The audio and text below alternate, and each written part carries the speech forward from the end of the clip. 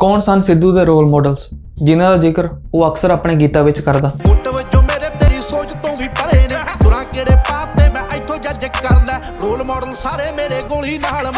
ਕਿਉਂ ਸਿੱਧੂ ਦੇ ਸਾਰੇ ਰੋਲ ਮਾਡਲਾਂ ਦਾ ਜਵਾਨੀ ਵਿੱਚ ਹੀ ਗੋਲੀ ਮਾਰ ਕੇ ਕਤਲ ਕਰ ਦਿੱਤਾ ਗਿਆ ਅਤੇ ਉਹ ਕਿਹੜਾ ਸ਼ਖਸ ਸੀ ਜਿਸ ਦੀ ਜ਼ਿੰਦਗੀ ਤੋਂ ਸਿੱਧੂ ਇੰਨਾ ਪ੍ਰਭਾਵਿਤ ਸੀ ਕਿ ਸਿੱਧੂ ਦੇ ਬਚਪਨ ਤੋਂ ਸਟਾਰ ਬਣਨ ਦਾ ਸਫ਼ਰ ਅਤੇ ਸਟਾਰ ਬਣਨ ਤੋਂ ਮੌਤ ਤੱਕ ਦਾ ਸਫ਼ਰ ਬਿਲਕੁਲ ਉਸ ਨਾਲ ਮੇਲ ਖਾਂਦਾ ਸੀ।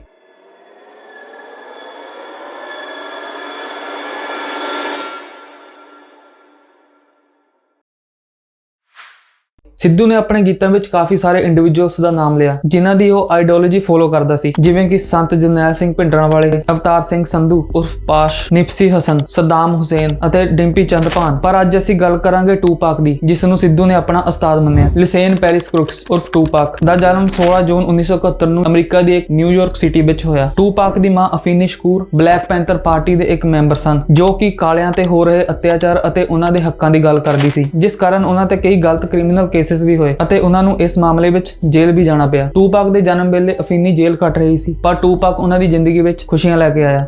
When I was pregnant in jail, I thought I was going to have a baby and the baby would never be with me, but I was acquitted a month and 3 days before Tupac was born. I was real happy because I had a son.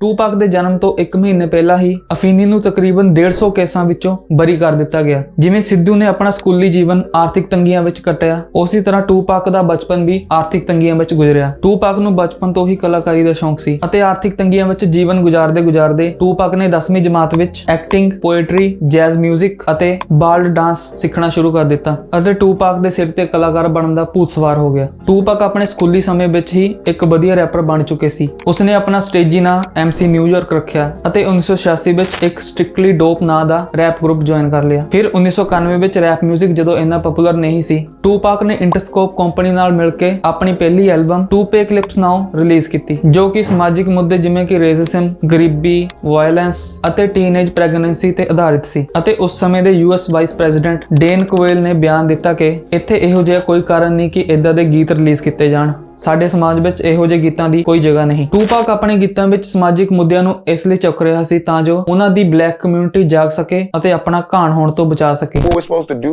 is, I'm not saying I'm going to rule the world or I'm going to change the world, but I guarantee that I will spark the brain that will change the world, and that's our job, is to spark somebody else watching us.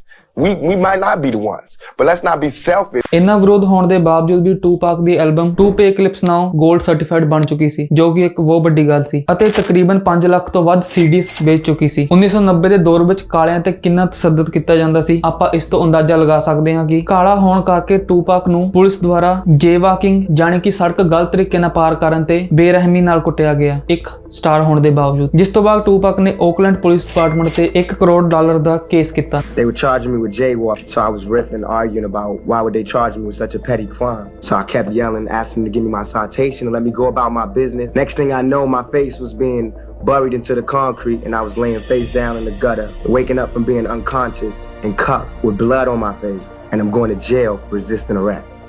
ਬਦਨਾਮੀ ਕਰਕੇ ਸਿਰਫ ਬਦਨਾਮ ਕੀਤਾ ਜਾ ਸਕਦਾ ਹੈ, ਪਰ ਨਾਕਾਮ ਨਹੀਂ। ਇੰਨਾ ਸਭ ਹੋਣ ਦੇ ਬਾਵਜੂਦ ਵੀ ਟੂਪਾਕ ਦੀ ਫੈਨ ਫੋਲੋਇੰਗ ਦਿਨੋਂ ਦਿਨ ਵੱਧਦੀ ਗਈ। ਲੋਕਾਂ ਨੇ ਟੂਪਾਕ ਦੇ ਗਾਣਿਆਂ ਨੂੰ ਇੰਨਾ ਪਿਆਰ ਦਿੱਤਾ ਕਿ ਉਸ ਦੀ ਐਲਬਮ ਦੇ ਗਾਣੇ ਬਿਲਬੋਰਡ ਤੇ ਜਾ ਪਹੁੰਚੇ। ਟੂਪਾਕ ਹਿਪ ਹੌਪ ਦੀ ਦੁਨੀਆ ਵਿੱਚ ਛਾਏ ਹੋਏ ਸੀ। ਆਪਣੀ ਸਕਸੈਸ ਨੂੰ ਕਾਇਮ ਰੱਖਦੇ ਹੋਏ ਟੂਪਾਕ ਨੇ ਫਰਵਰੀ 1993 ਵਿੱਚ ਇੱਕ ਹੋਰ ਸਟ੍ਰਿਕਟਲੀ ਫॉर ਮਾਈ ਨਿਗਸ ਨਾਮ ਦੀ ਐਲਬਮ ਰਿਲੀਜ਼ ਕੀਤੀ। ਇਹ ਐਲਬਮ ਵੀ ਸੁਪਰ ਹਿੱਟ ਰਹੀ ਅਤੇ 10 ਲੱਖ ਤੋਂ ਵੱਧ CDs ਵਿਕੀਆਂ। ਟੂਪਾਕ ਨੇ ਆਪਣਾ 뮤직 ਕੈਰੀਅਰ ਤਾਂ ਬੁਲੰਦੀਆਂ ਤੇ ਪਹੁੰਚਾ ਦਿੱਤਾ ਸੀ, ਪਰ ਉਹਨਾਂ ਨੇ ਆਪਣਾ ਐਕਟਿੰਗ ਦਾ ਪੈਸ਼ਨ ਵੀ ਜਾਰੀ ਰੱਖਿਆ। ਜਿਸ ਦੌਰਾਨ ਟੂਪਾਕ ਨੇ ਜੂਇਸ, ਪੋਇਟਿਕ ਜਸਟਿਸ ਅਤੇ ਹੋਰ ਕਈ TV ਸੀਰੀਅਲਸ ਵਿੱਚ ਆਪਣੀ ਐਕਟਿੰਗ ਦਾ ਕਮਾਲ ਦਿਖਾਇਆ। ਟੂਪਾਕ ਦੀ ਕਾਮਯਾਬੀ ਦੇ ਨਾਲ-ਨਾਲ ਉਹਨਾਂ ਦੇ ਕੰਟਰੋਵਰਸੀਜ਼ ਤੇ ਕਿੱਸੇ ਵੀ ਵੱਧਦੇ ਗਏ। ਜਿਸ ਦੌਰਾਨ 1992 ਵਿੱਚ ਜਦੋਂ ਟੂਪਾਕ ਆਪਣਾ ਸ਼ੋਅ ਖਤਮ ਕਰਕੇ ਆਪਣੇ ਫੈਨਸ ਨਾਲ ਮੁਲਾਕਾਤ ਕਰ ਰਹੇ ਸੀ, ਤਦ ਉਹਨਾਂ ਦੀ ਉੱਥੇ ਮੌਜੂਦ ਕਿਸੇ ਗੈਂਗ ਮੈਂਬਰ ਨਾਲ ਬਹਿਸ ਹੋ ਗਈ ਅਤੇ ਧੱਕਾ ਮੁੱਕੀ ਵਿੱਚ ਉਹਨਾਂ ਦੀ ਗਨ ਜ਼ਮੀਨ ਤੇ ਜਾ ਗਿਰੀ ਅਤੇ ਉਸ ਗਨ ਵਿੱਚੋਂ ਇੱਕ ਸ਼ਾਟ ਫਾਇਰ ਹੋ ਗਿਆ, ਜੋ ਕਿ ਸਿੱਧਾ ਇੱਕ 6 ਸਾਲਾ ਬੱਚੇ ਦੇ ਸਿਰ ਤੇ ਜਾ ਕੇ ਲੱਗਾ। ਉਸ ਤੋਂ ਬਾਅਦ 1993 ਵਿੱਚ ਟੂਪਾਕ ਤੇ 2 ਆਫ ਡਿਊਟੀ ਆਫੀਸਰਸ ਤੇ ਹਮਲਾ ਕਰਨ ਦਾ ਕੇਸ ਵੀ ਫਾਈਲ ਕੀਤਾ ਗਿਆ, ਪਰ ਗੱਲ ਕੁਝ ਹੋਰ ਹੀ ਸੀ। ਟੂਪਾਕ ਅਤੇ ਹੋਰ ਕਈ ਗਵਾਹਾਂ ਨੇ ਦੱਸਿਆ ਕਿ ਪਹਿਲਾਂ ਪੁਲਿਸ ਵੱਲੋਂ ਹੀ ਟੂਪਾਕ ਦੀ ਗੱਡੀ ਤੇ ਗੋਲੀਆਂ ਚਲਾਈਆਂ ਗਈਆਂ ਅਤੇ ਟੂਪਾਕ ਨੇ ਸਿਰਫ ਆਪਣਾ ਸੈਲਫ ਡਿਫੈਂਸ ਕੀਤਾ। ਬਾਅਦ ਵਿੱਚ ਇਹ ਵਾਲਾ ਕੇਸ ਰਫਾ ਦਫਾ ਕਰ ਦਿੱਤਾ ਗਿਆ। ਜਿਵੇਂ ਪੰਜਾਬੀ ਇੰਡਸਟਰੀ ਵਿੱਚ ਸਿੰਗਰਾਂ ਦੀਆਂ ਧਿਰਾਂ ਬਣੀਆਂ ਹੋਈਆਂ ਹਨ, 1990 ਦੇ ਦਸ਼ਕ ਵਿੱਚ ਗੈਂਗਸਟਰ ਰੈਪ ਵਿੱਚ ਵੀ ਧਿਰਾਂ ਬਣੀਆਂ ਹੋਈਆਂ ਸਨ, ਜਿਨ੍ਹਾਂ ਵਿੱਚੋਂ ਇੱਕ ਦਾ ਨਾਮ ਵੈਸਟ ਕੋਸਟ ਅਤੇ ਦੂਜੀ ਦਾ ਨਾਮ ਈਸਟ ਕੋਸਟ ਸੀ, ਜੋ ਕਿ ਟੂਪਾਕ ਦੀ ਮੌਤ ਦਾ ਕਾਰਨ ਵੀ ਬਣੀ।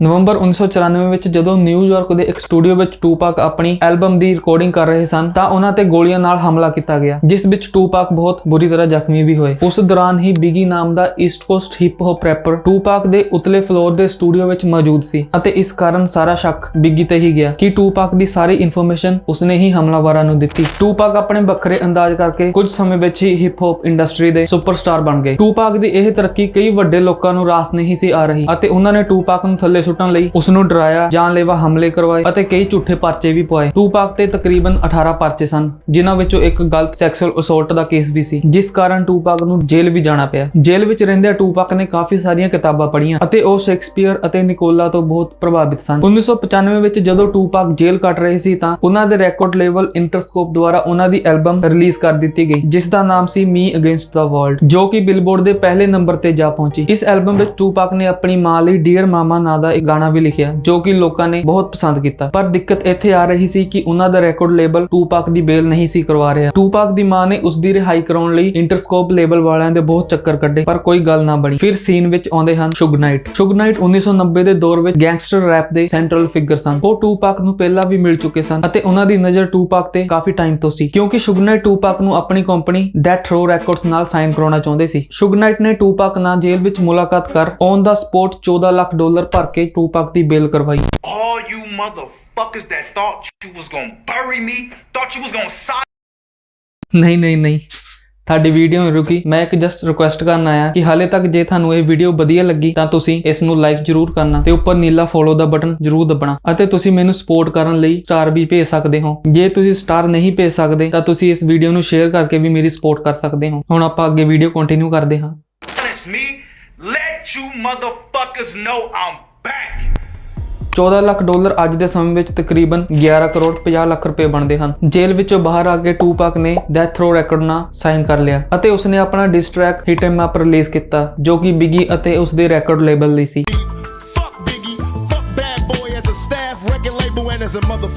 ਟੂਪਾਕ ਨੇ ਆਪਣੀ ਸਾਰੀ ਪੜਾਸ ਇਸ ਗਾਣੇ ਵਿੱਚ ਕੱਢੀ, ਕਿਉਂਕਿ ਟੂਪਾਕ ਜਦੋਂ ਜੇਲ੍ਹ ਵਿੱਚ ਸਨ ਤਾਂ ਬਿਗੀ ਨੇ ਇੱਕ ਗਾਣਾ ਰਿਲੀਜ਼ ਕੀਤਾ ਸੀ ਜਿਸ ਦਾ ਨਾਮ ਸੀ ਹੂ ਸ਼ੋਟ ਯੂ, ਯਾਨੀ ਕਿ ਤੇਰੇ ਤੇ ਕਿਸਨੇ ਗੋਲੀਆਂ ਮਾਰੀਆਂ। ਇਸ ਗਾਣੇ ਵਿੱਚ ਬਿਗੀ ਨੇ ਇੱਕ ਗੋਲੀਆਂ ਚੱਲਣ ਵਾਲੀ ਘਟਨਾ ਦਾ ਜ਼ਿਕਰ ਕੀਤਾ ਅਤੇ ਆਪਣੀ ਕ੍ਰਿਪ ਗੈਂਗ ਦਾ ਨਾਮ ਵੀ ਲਿਆ। ਇਹ ਗਾਣਾ ਟੂਪਾਕ ਤੇ ਲਾ ਕੇ ਕੱਢਿਆ ਗਿਆ ਸੀ। ਸ਼ੁਗ ਨਾਈਟ ਖੁਦ ਇੱਕ ਗੈਂਗਸਟਰ ਸੀ ਅਤੇ ਉਹਨਾਂ ਦੀ ਬਿਗੀ ਦੇ record label Bad Boy Records ਨਾਲ ਲਾਗਡਾਟ ਸੀ। ਸ਼ੁਗ ਨਾਈਟ ਨੇ ਟੂਪਾਕ ਨੂੰ ਖੁੱਲੀ ਛੁੱਟੀ ਦਿੱਤੀ ਸੀ ਕਿ ਤੂੰ ਜੋ ਬਿਗੀ ਅਤੇ ਉਸਦੇ ਰੈਕੋਰਡ ਲੇਬਲ ਬਾਰੇ ਲਿਖਣਾ ਹੈ ਤੂੰ ਲਿਖ, ਅਤੇ ਇਸ ਕਾਰਨ ਕਰਕੇ ਟੂਪਾਕ ਨੇ ਆਪਣੇ ਗਾਣੇ ਹਿਟ ਐਮ ਅਪ ਵਿੱਚ ਬਿਗੀ ਅਤੇ ਉਸਦੇ ਰੈਕੋਰਡ ਲੇਬਲ ਨੂੰ ਬਹੁਤ ਗਾਲਾਂ ਕੱਢੀਆਂ। 1996 ਵਿੱਚ ਟੂਪਾਕ ਆਪਣੀ ਚੌਥੀ album All Eyes on Me release ਕਰਦੇ ਹਨ। ਹਰ ਵਾਰ ਦੀ ਤਰ੍ਹਾਂ ਲੋਕਾਂ ਵਿੱਚ ਪਾਗਲਪਨ ਸੀ ਅਤੇ ਇਹ ਐਲਬਮ ਵੀ ਬਿਲਬੋਰਡ ਨੰਬਰ 1 ਹਿੱਟ ਕਰ ਗਈ ਅਤੇ ਇਸ ਦੀਆਂ 5 ਲੱਖ ਤੋਂ ਵੱਧ ਸੀਡੀਜ਼ ਵਿਕੀਆਂ। 4 ਐਲਬਮਸ ਵਿੱਚੋਂ 2 ਨੂੰ ਬਿਲਬੋਰਡ ਤੇ ਲਿਜਾਣਾ ਕੋਈ ਸੌਖੀ ਗੱਲ ਨਹੀਂ ਹੈ। ਹਿਟ ਐਮ ਅਪ ਗਾਣੇ ਅਤੇ All Eyes on Me album the success ਤੋਂ ਬਾਅਦ ਈਸਟ ਕੋਸਟ ਅਤੇ ਵੈਸਟ ਕੋਸਟ ਰੈਪਰਾਂ ਦੀ ਲਾਕਡਾਟ ਕਾਫੀ ਚਰਚਾ ਵਿੱਚ ਸੀ। ਸ਼ੁਗ ਨਾਈਟ ਦੀ ਕੰਪਨੀ ਡੈਥ ਰੋ ਰੈਕੋਰਡਸ ਨੇ ਸਾਰੇ ਪਾਸੇ ਅੱਗ ਲਾਈ ਹੋਈ ਸੀ, ਕਿਉਂਕਿ ਉਸ ਸਮੇਂ ਦੇ ਟੌਪ ਹਿਪ ਹੌਪ ਸਟਾਰਸ ਜਿਵੇਂ ਕਿ ਡਾਕਟਰ ਡਰੇ, Snoop dog, corrupt, net dog ਸ਼ਾਮਲ ਸਨ ਅਤੇ ਹੁਣ ਟੂਪਾਕ ਵੀ ਉਹਨਾਂ ਵਿੱਚ ਆ ਚੁੱਕੇ ਸਨ। ਹੁਣ ਟੂਪਾਕ ਆਪਣਾ ਐਕਟਿੰਗ ਕੈਰੀਅਰ ਅੱਗੇ ਵਧਾਉਣ ਲਈ ਮੂਵੀਜ਼ ਵਿੱਚ ਬਿਜ਼ੀ ਹੋ ਚੁੱਕੇ ਸਨ, ਜਿਸ ਕਾਰਨ ਟੂਪਾਕ ਦਾ ਸਟਾਰਡਮ ਕੁਝ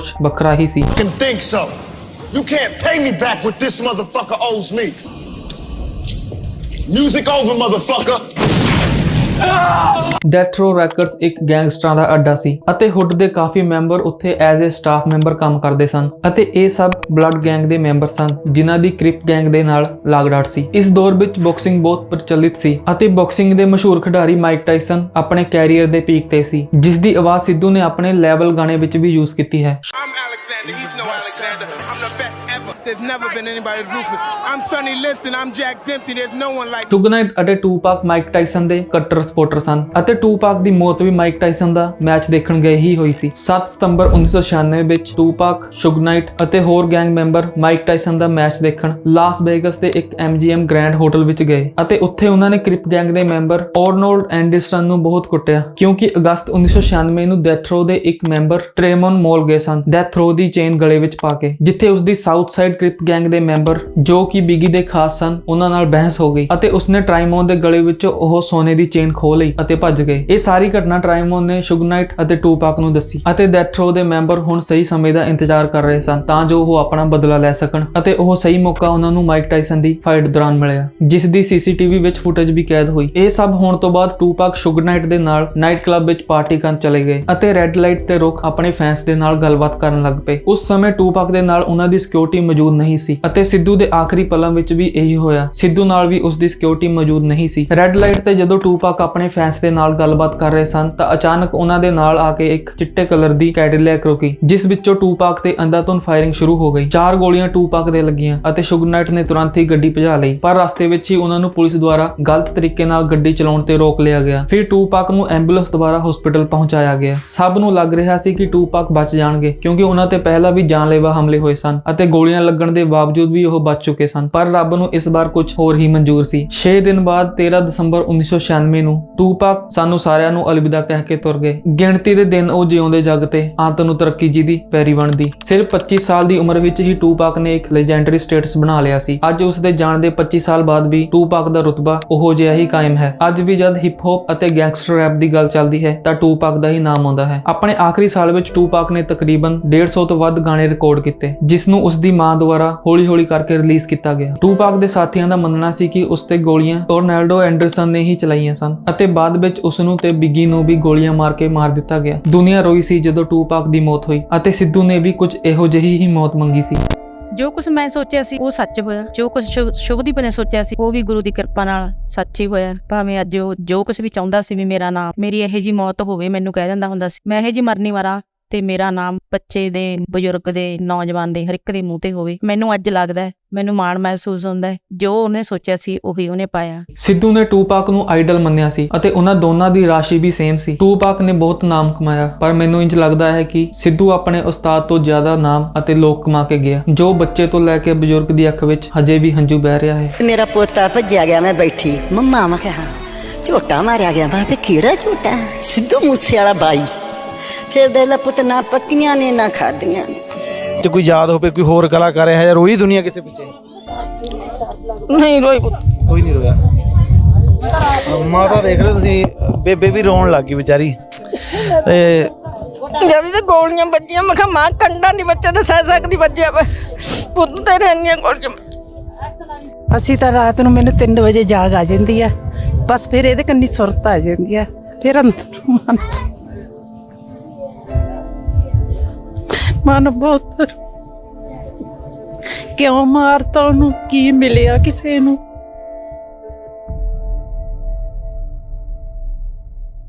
ਦੋ ਕਮੈਂਟ ਹੀ ਹੈ ਮੇਰੇ ਕੋਲੇ, ਮੈਂ ਚੱਲਿਆ ਠੀਕ ਆ। ਲਵ ਯੂ, ਬਾਏ ਬਾਏ, ਆਪਣੇ ਕੋਲੇ ਰੱਖਿਓ ਠੀਕ ਆ। ਤੁਹਾਨੂੰ ਟੂਪਾਕ ਦੀ ਮੌਤ ਦਾ ਕੀ ਕਾਰਨ ਲੱਗਦਾ ਹੈ? ਹੋਟਲ ਵਿੱਚ ਹੋਈ ਲੜਾਈ ਜਾਂ ਥੋੜੇ ਸਮੇਂ ਵਿੱਚ ਕੀਤੀ ਅੰਤਾਂ ਦੀ ਤਰੱਕੀ? ਆਪਣੇ ਵਿਚਾਰ ਮੈਨੂੰ ਕਮੈਂਟ ਬਾਕਸ ਵਿੱਚ ਜ਼ਰੂਰ ਦੇਣਾ। ਇਸ ਵੀਡੀਓ ਨੂੰ ਸਿੱਧੂ ਦੇ ਫੈਨਸ ਨਾਲ ਜ਼ਰੂਰ ਸ਼ੇਅਰ ਕਰਨਾ ਤਾਂ ਜੋ ਉਹ ਸਿੱਧੂ ਮੂਸੇਵਾਲੇ ਦੇ ਉਸਤਾਦ ਟੂਪਾਕ ਬਾਰੇ ਜਾਣ ਸਕਣ। ਤੁਸੀਂ ਅਗਲੀ ਵੀਡੀਓ ਕਿਹੜੀ ਦੇਖਣਾ ਚਾਹੁੰਦੇ ਹੋ ਮੈਨੂੰ ਕਮੈਂਟ ਬਾਕਸ ਵਿੱਚ ਜ਼ਰੂਰ ਦੱਸਣਾ। ਇਸ ਵੀਡੀਓ ਨੂੰ ਲਾਈਕ ਜ਼ਰੂਰ ਕਰਨਾ ਅਤੇ ਤੁਹਾਡੇ ਆਪਣੇ ਚੈਨਲ ਜਸਟ ਮਲਹਾਰ ਨੂੰ ਸਪੋਰਟ ਕਰਨ ਲਈ ਉੱਪਰ ਨੀਲਾ ਇੱਕ ਫੋਲੋ ਦਾ ਬਟਨ ਹੈ, ਉਸ ਨੂੰ ਜ਼ਰੂਰ ਦੱਬਣਾ। ਧੰਨਵਾਦ।